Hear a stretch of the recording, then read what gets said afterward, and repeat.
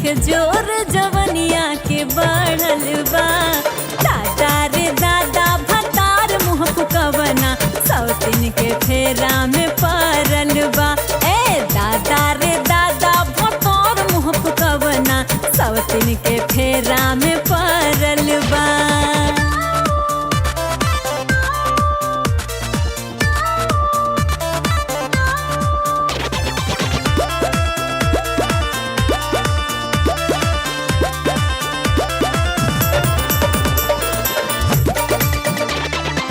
आहे फरार दिन भर घरे आवेला 10 बजे राती के। हम समझाई क्रिया खियाई बुझेला नहीं बात के। रहे फरार दिन भर घरे आवेला 10 बजे राती के।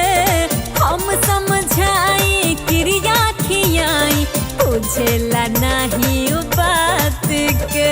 पहले कहात नइखे कुछु सोहात नइखे, कहले कहात नइखे कुछु सोहात नइखे। नशा एकरा कपार पे चढ़ल बा। दादा रे दादा भतार मुँह फुकवना सौतीन के फेरा में पड़ल बा। अरे दादा रे दादा भतार मुँह फुकवना सौतीन के फेरा में पड़ल बा।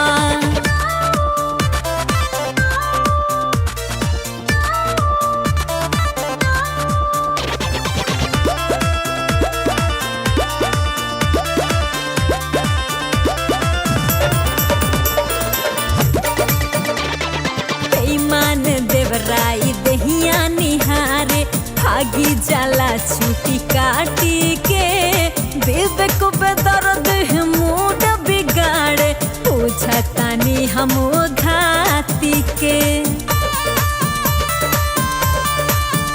हाँ बेईमान देवराई दहिया निहारे भागी जाला छुटी काटी के।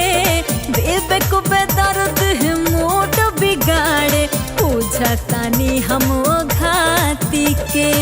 अड़ले अड़ात नइखे एकरा बुझत नइखे, अड़ले अड़ात नइखे एकरा बुझत नइखे। देह में पोरे पोरे मस्ती भरल बा।